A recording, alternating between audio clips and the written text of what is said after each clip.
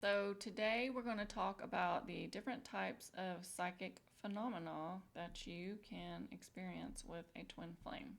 So, before we get into the particulars of this, I just want to give a little background on my own personal experience with twin flames. So, I had a Kundalini activation in 2014 with what I consider to be a twin flame. So I know there's a bunch of different ideas on twin flames and the definitions and all that. And I just want to say I respect everybody's opinion, but I'm just sharing my own personal experience and my perspectives on it. So I believe he was a twin flame. He activated my Kundalini. And then later on, I ended up meeting several different other people where I had the exact same type of psychic phenomenon with these other people as well. So I consider those relationships and connections to be karmic twin flames. And then a few years ago, I also met someone else who is a split soul twin flame, a monadic twin soul. And so that one is a little different than the other ones. It was more intense. So I know there's different definitions out there, and like I said, I respect and honor other people's opinions, but I am of the perspective that you can have a few different twin flames.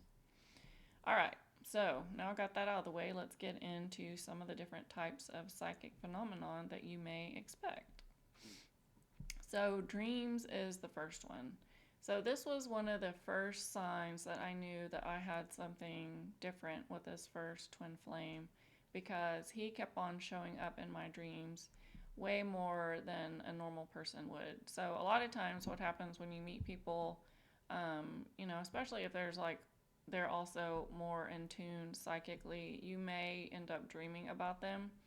But in this particular case, this person I would not hardly see, and he kept on showing up in my dreams. Um, and in these dreams, it seemed like he was giving me messages. And so, this was part of my journey where I wish I could do it over because I felt like I was so mentally obsessed with trying to understand and piece together all the different dreams and try to understand what's the message, what is he trying to tell me. But I really think, this is a good time to say that, when you're on a spiritual awakening journey, I think it's a good idea to write down your dreams. I would invest in a dream journal and just keep it by your bed so that you can write down what you experience and look back on it later because it will be very interesting to look back and you'll find and learn more about yourself and things will start to come together as you continue along your path. But, like I said, I really wish I could go back and not obsess mentally over it because like I said, I kept on going over trying to understand what do these dreams mean? Why are they showing up? And then I've had other dreams with other people where it looked like clearly we were in different past lives. And then there's other dreams that you may have of them, but they're not specifically in there, but it could be more of a higher self, like they're trying to give you a message.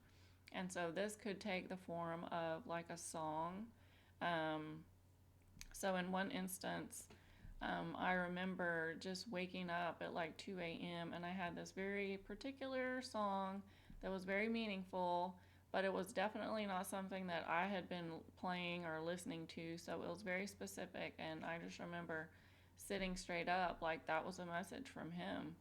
And so you may also get those types of dreams. And I would like to just say that I think a lot of times, when you're in these intense connections, their 3D self may not be necessarily communicating with you. And so a lot of times, I think, a lot of us are really more in our heart space and we're open. And, their higher self is like trying to acknowledge, like, we understand this connection. We know that there's something here. And so I think their higher self kind of like helps get a message across to you. So another thing that can happen in the dream time is that they can show up in their astral form. I don't really think this is going to be that common, but I'll share it just in case other people may have experienced it. But this is something in particular that I experienced with a split soul twin flame or monadic twin flame, where it looked like he was in his complete physical body except for you're in the astral realm or in the hypnagogic state. And then they can also appear in the dream time where it's more just an energetic form. And you can also, kind of have this like energetic exchange with them in the astral realm. And then another time, this is kind of an interesting story. I had a dream with one of my twin flames, and he was telling me, you know me, I can't keep away. I mean, it was a very specific sentence. And so at the time, I was communicating with this person, and but I had not seen him in a long time. I had not run into him, which is how we ended up seeing each other. And so I ended up telling him that story. I'm like, I had this dream, you said this. And he got very, very defensive. And I think the reason why he got defensive was because he had, wanted to see me. And I think he kind of put that message out. And I, in the dream time, picked it up and kind of translated it. And when he kind of got caught, he got all upset. And we actually ended up not talking after that because he was so mad at me. But anyway, so that's another thing is that, the twin flames, they may not realize that they're communicating, but, if you're tuned in, you're going to pick up on the messages. So the next phenomenon I want to talk about is telepathy. So this was one of the oddest things that I had experienced, and that was I remember having full-on conversations with my first twin flame, and I would just have them in my mind. And a lot of times it would be, right as I'm going to sleep, I could sit there and just kind of like ask all these questions. And I remember one time in particular, I was asking him something, and it was like all of a sudden I had this like black like partition or curtain or like a window like slamming down right in front of me. It was like black, and it like startled me. And I remember like, oh, okay. And so like the connection was cut off after that. So I wasn't getting any more answers. So I don't know if I just, asked a question they didn't want to answer or I crossed a line or something. But I remember telling a psychic about that later, and, she knew what I was talking about. It's like, yep, it's over. The connection's cut off. And that wasn't forever. It was just in that particular conversation. Another thing is I would start asking questions to them before I went to sleep. So one of the things that I remember asking in particular was, can you tell me how you feel about me? And I remember getting answers. Now, I've tried that with a couple of them, and they will respond to you in the dream time, but it's not necessarily words. It could be actions. But they also can be, I will just say, be prepared because the answer might not be what you want to hear, but you will get an answer. I would say, try it for several times and see if you get an answer back. So it may not happen the first night, but try a few more nights. And then another one is, I'm sure a lot of people have experienced this, is that a thought of them pops into your mind and then you get a text from them. And one other odd thing that I would experience, and I can't really explain it, it's hard to explain, but I would feel this, almost like this kind of psychic opening. It's like you could kind of hear that they were trying to tune in and connect with you. And I remember experiencing that a couple times. It was just like an opening. I didn't get any messages, but it was more like kind of like this little ping. And then another thing that you can experience are energetic rushes or touch. So when my first twin flame activated my Kundalini, I was very, very in tune with energy at that point. I became very sensitive to energy. And I remember having this one sensation where it felt like an energetic rush would kind of come through me, but it was kind of like a human body. And it was always coming in through my right hand side. And honestly, to this day, I still don't know what that was about. But also at this time, I also felt like something was touching me. And I am not sure all the time if that was, him kind of reaching out to me or, if it was some sort of spirit guide. But I definitely remember experiencing a lot of that.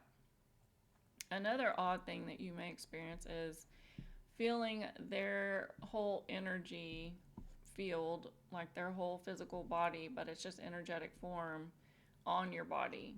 So I remember experiencing this, especially with the split soul twin flame, where I remember at one point I was, at my desk at work, and I just remember feeling this body like come right in front of me, and I'm just kind of like, okay, So I've had that experience. And then I just want to say, even though you may not be physically with a twin flame, their energy is going to go and do whatever it wants. So let's just leave it at that. The connection is beyond, what most people understand. It's a very different connection. And, so if you start to experience these types of things, don't think you're crazy. Most likely what you are experiencing is probably real. Another one is psychic smell. So I don't know if this one is pretty common or not, but this one happened to me. I do have psychic smell, but it's not very common that I experience it. And so this happened with my first twin flame. And he had a particular hobby where he used particular types of chemicals. And I remember sitting in my living room smelling this very particular type of chemical, and I knew it was connected to him. And then the other thing is picking up on their emotions. So again, with my first twin flame, I remember there was one period for an entire month when I had a really hard time sleeping, and I did not understand why. I think I even tried, over the counter sleeping medication at one point because my sleep was just so bad. And I mean, I think I remember, having to take off days from work because I couldn't sleep. And at the end of that month, I found out that my twin flame found out that he was losing his job. And so it wasn't until later when I started connecting the dots, I'm like, wait a minute, was I picking up on his stress because he had learned at the beginning of that month that he was going to be let go from his job? So, again, this is one of those things where I think it's good to keep a journal so you can kind of keep track of these things and kind of tie things together. And then I think one that's the most common is energetic kind of ping pong, where it's this push and pull, where you have this dynamic where one person is usually really obsessed and they kind of make the other person pull away. And then as soon as you just say, you know what, I'm over it, I'm done, and then all of a sudden they come back. So I think that's a very common energetic exchange that you may experience, where it's something that you can't really define, but it's like there's some sort of energy connection that's going on. So I just wanted to share those are some of the psychic phenomenon that you may experience with your twin flame. So if you're interested in these types of topics, make sure to like and subscribe, and let me know in the comments if you have experienced any psychic phenomenon with your twin flame. All right, thanks.